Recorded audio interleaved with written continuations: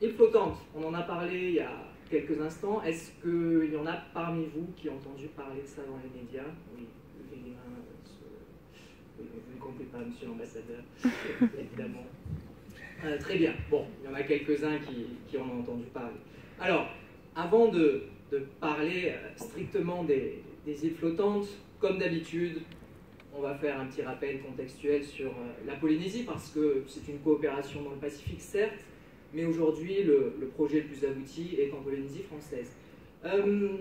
Ça rejoint un petit peu la slide qu'a montré Sabine précédemment, pour vous redonner une idée, quand même, du contexte géographique très très particulier. On a la Polynésie, j'ai entendu il y a quelques jours, vous prenez la moitié de la Corse, vous l'explosez, vous la fragmentez dans un espace plus grand que l'Europe, 5,5 millions de kilomètres carrés, et vous aurez une petite idée de ce qu'est la Polynésie.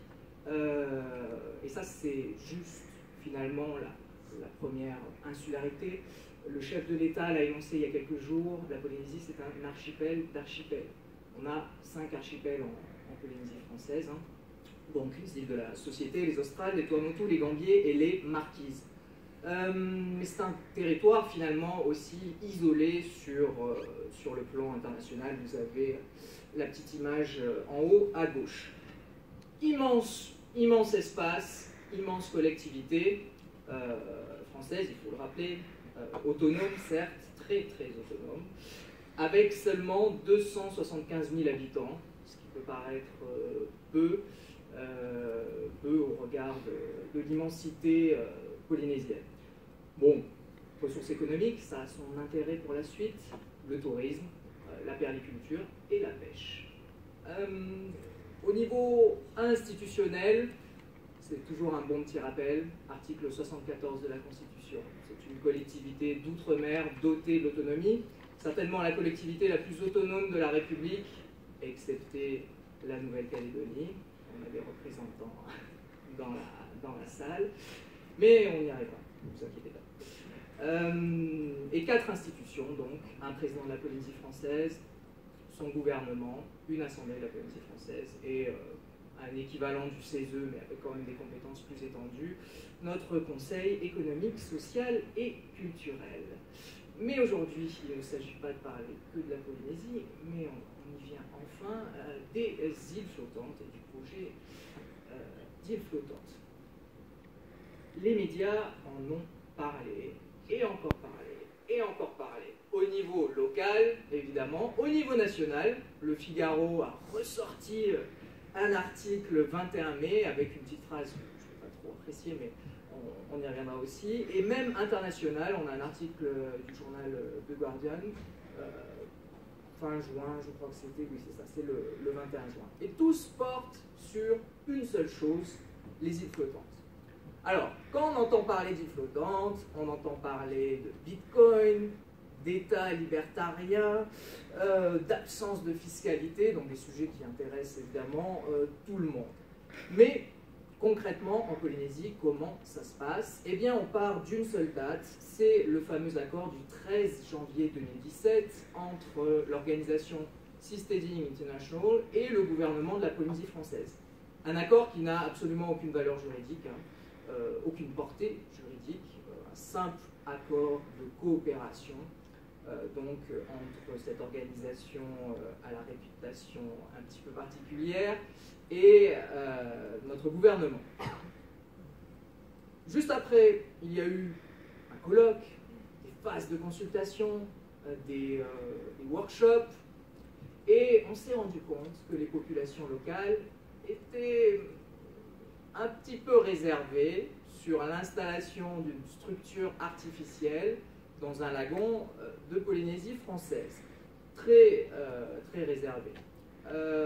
Élément particulièrement important, qu'est-ce que nous avons eu il y a peu de temps, fin avril, début mai, nous avons eu des élections renouvelant notre institution la plus importante, l'Assemblée de la Polynésie française.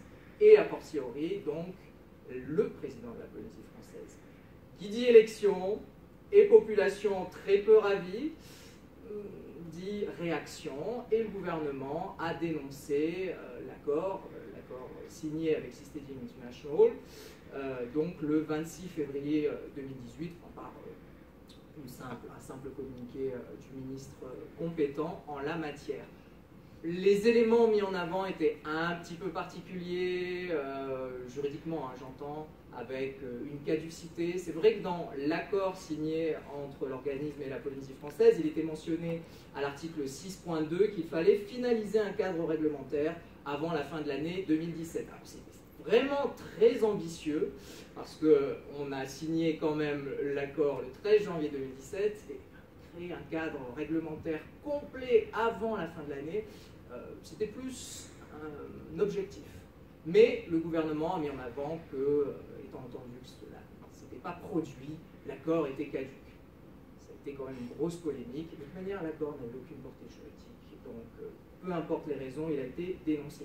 Le projet n'est pas mort en Polynésie. Hein. On va dire le sous-organisme de Seasteading, Blue Frontier, est toujours présent pour essayer de soutenir ce projet.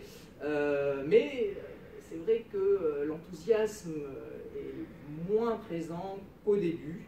Et Seasteading International et Blue Frontier, sur leur site web, hein, vous pouvez y aller, proposent d'installer ce type de structure ailleurs. Ils ont même proposé un prix pour la meilleure offre d'installation. Donc le projet polynésien n'est pas mort, mais d'autres possibilités sont aujourd'hui ouvertes. Alors qu'est-ce que c'est une île flottante? Parce que si vous faites une recherche sur Google, évidemment on est en France, donc on tombe avant tout sur les desserts, mais en tout état de cause, ce n'est pas de ça que l'on parle ici, c'est une île artificielle. C'est pour ça qu'on a utilisé cette dénomination dans le cadre de cette communication. Si on suit Seasteading International et Blue Frontier, une île flottante, attention, c'est une plateforme flottante écologique offrant une réponse aux défis liés à la montée des eaux, et c'est pour ça qu'on en parle aujourd'hui, et au développement durable. Ce n'est pas fini, cela permet d'encourager une création de communautés dynamiques et de nouvelles formes de vivre ensemble, tout en permettant la promotion de l'innovation dans les technologies digitales de la mer. Tout un programme intéressant au demeurant. Les promoteurs ils mettent en avant ce type de structure comme une réponse au changement climatique, notamment à la montée des eaux. Pourquoi? Parce que ça flotte.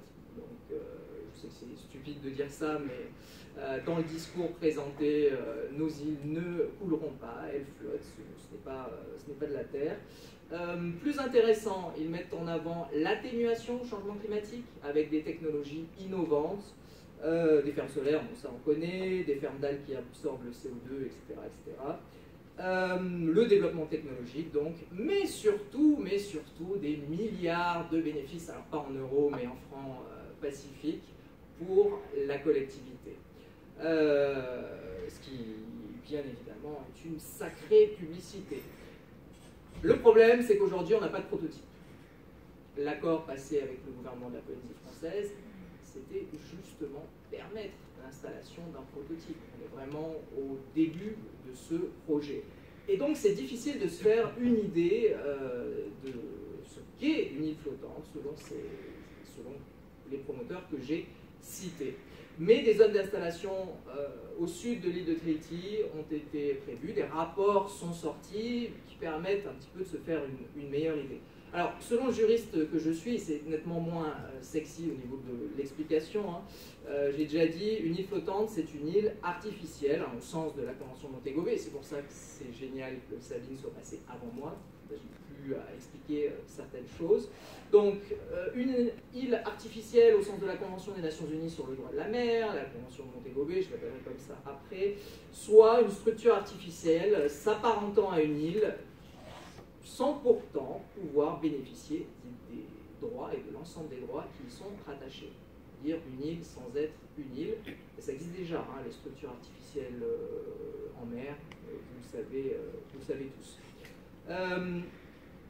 Théoriquement, ce n'est pas non plus un navire, et ça a son importance dans le sens où c'est un engin flottant, certes, mais il n'est pas destiné à la navigation. Et il n'est pas exposé aux risques et périls de la mer. On présente ce projet d'installation d'îles artificielles sur deux niveaux. Un niveau international et un niveau interne au niveau polynésien en fait. Donc, les perspectives internationales. Alors, parce que ce qui a enflammé les médias, ce n'est pas le projet polynésien, ce n'est certainement pas ce projet. Ce qui a enflammé les médias, c'est ce que les organismes que j'ai cités ont mis en avant pour promouvoir leur projet. Et ces îles flottantes ont été initialement présentées comme de nouvelles nations en haute mer, et à de multiples reprises quand même, on y reviendra, indépendantes des contraintes, et quand je parle de contraintes, c'est des contraintes fiscales, évidemment, ça c'est tout de suite plus intéressant, de la communauté internationale, rattachées à un pavillon de complaisance. Alors là, on commence à voir que juridiquement, il y a quand même pas mal de choses qui s'entrecoupent, mais pas de la manière la plus logique qui soit. Et surtout, pour nous, Polynésiens, ou Pacific Islanders, un remplacement viable pour les îles en submersion. Alors, évidemment, c'est plus compliqué que ça, on l'a déjà vu, mais en tout cas, c'est présenté comme un remplacement possible pour les îles en submersion, pour les problématiques de l'élévation du niveau des eaux. Alors, petite réponse. 1, on l'a déjà dit, les îles flottantes, ce n'est pas des navires. Donc, le pavillon, on peut déjà le mettre à la poubelle. Pavillon de complaisance ou pavillon bis, peu importe, ça ne s'applique pas ici. Et quand il parle de pavillon, c'est bien évidemment par rapport au droit du travail, surtout, avoir des conditions, on va dire, plus flexibles. 2, la haute mer, parce qu'il présente le projet comme éventuellement une possibilité d'installation en haute mer une fois qu'il sera bien finalisé, la haute mer est insusceptible de revendication de souveraineté, ce qui paraît logique, et l'article 89 de la Convention de Montego Bay dispose qu'aucun État, et on parle bien d'État ici, ne peut légitimement prétendre soumettre une partie quelconque de la haute mer à sa souveraineté. Bon, certains États ont plus de mal à entendre cette explication du traité, mais peu importe. Donc, pas de navire, insusceptibilité de revendiquer une souveraineté haute mer. Et troisième point, ce ne sont pas des îles. Ce ne sont pas des îles, et donc elles ne peuvent pas remplacer le territoire terrestre, aujourd'hui, juridiquement. L'article 60 de la Convention de Montego Bay, et plus particulièrement son 8e alinéa, dispose que les îles artificielles, installations et ouvrages n'ont pas le statut d'île, pas de mer territoriale qui leur soit propre, et leur présence n'a pas d'incidence sur la délimitation de la mer territoriale, de la zone économique exclusive et du plateau continental. Et ça, je vous renvoie à la présentation précédente. On ne peut pas soutenir des espaces maritimes sur la base d'une île artificielle. En bref, tout ça, ça relève aujourd'hui, en tout cas, complètement du fantasme au niveau international. Alors, beaucoup plus intéressant et beaucoup plus réaliste est le projet polynésien. Alors, en quoi consiste-t-il? Bon, même s'il a du plomb dans l'aile, il est proposé que dans le lagon de l'île de Tahiti, parce que c'est un projet prototype, soit installée une île artificielle de type île flottante. Donc dans les eaux intérieures polynésiennes, parce que c'est dans le lagon. Dans les eaux intérieures polynésiennes, qui relèvent de la compétence, en tout cas pour les compétences du pays, qui relèvent de la compétence de la collectivité. Donc, quand on parle éventuellement de régime spécial pour le droit du travail, de régime spécial pour la fiscalité, tout cela relève bien de la compétence de la Polynésie française aujourd'hui. Donc, c'est possible. Dans l'absolu, c'est possible de mettre en place des normes spécifiques à l'installation d'îles artificielles en Polynésie française. Sauf que, vous le savez très bien, c'est long, c'est complexe, et le projet d'île artificielle d'île flottante touche à de très nombreux domaines juridiques. Donc c'est pas du jour au lendemain, en tout cas c'est pas en un an qu'on aurait pu réaliser ce type de réglementation, parce que la proposer, c'est très bien, mais ensuite, il faut la faire adopter. Il y a un processus politique. Et c'est marrant parce que le Figaro, justement, petite citation, « Les lois de la République s'appliquent partout sur le territoire. » Oui, si on considère que les lois du pays sont aussi des normes de la République, ce qui est le cas, mais en ce qui concerne les compétences du pays, ce sont bien les compétences du pays, ce ne sont pas les compétences de l'État, et il est possible que la Polynésie française défende ses compétences au Conseil constitutionnel, ce qu'elle a déjà fait à de multiples reprises. Donc cela relève bien de la collectivité ici. En tout cas, je mets de côté les compétences de l'État en matière de sécurité. Le problème de ce projet, c'est qu'il y a beaucoup de questionnements qui sont soulevés, notamment en matière environnementale, de pêche, d'aménagement, de navigation. Et il est très difficile aujourd'hui de répondre à ces questions. Quelques exemples. Si on installe ce type d'île artificielle dans le lagon de l'île de Tahiti, eh bien, il va y avoir une modification assez importante de l'environnement lagonaire, il va y avoir une production de bruit, un risque posé par le traitement des eaux usées, une modification de la température de l'eau. Alors, chose importante, la diminution de l'ensoleillement des fonds marins, enfin en tout cas dans le lagon, ce qui est quand même extraordinaire, parce que là on parle bien d'une structure vraiment flottante, et non pas raccrochée à des piliers sur le domaine public. Etc., etc. On a la production aussi artificielle de lumière la nuit. Et là, ça touche au code de l'environnement de la Polynésie française, au code de l'aménagement, et j'en passe et des meilleurs, c'est excessivement complexe. Plus concrètement, et pourquoi la population s'est quelque peu soulevée contre ce projet, qui a quand même été présenté en grande pompe, hein. Si vous regardez les vidéos sur Internet, on est en plein projet hollywoodien avec des yachts qui rentrent dans une structure artificielle immense, alors qu'on parle bien d'un projet prototype ici, donc certainement de taille extrêmement réduite. Il risque d'y avoir une privatisation du lagon pour tous les usagers, j'en termine, c'est ma conclusion, pour tous les usagers, que ce soit les pêcheurs, les utilisateurs de pirogues, hein, sportifs, activités nautiques, tout cela pourrait avoir des conséquences, et ce qui explique la méfiance. On ne sait pas ce qu'il adviendra de ce projet en Polynésie, je vous l'ai dit, mais dans le Pacifique, il a quand même des supporters très importants. Anote Tong, ancien Premier ministre des Kiribati, l'a mis en avant, hein, lié avec peut-être le projet doctrinal de fixer les lignes de base. En tout cas, tout ça est entremêlé, mais il est un supporter important de ce projet. Dans l'absolu, on peut faire ce qu'on veut. Au final, on pourrait proposer une modification du droit international, du droit de la mer. Il y a des négociations à ce propos, le BDNG, hein, Biodiversity Beyond National Jurisdiction, mais ça n'a rien à voir avec notre sujet. Mais aujourd'hui, non, ça ne peut pas fonctionner. En tout cas, indépendamment de tout ce que je viens de dire et des considérations proprement environnementales ou économiques ou d'innovation, personnellement, je me pose une question. On a 118 îles en Polynésie française, on en a 76 habitées. Je me demande si rajouter une 119e île dans notre collectivité est une bonne idée. Merci Marie.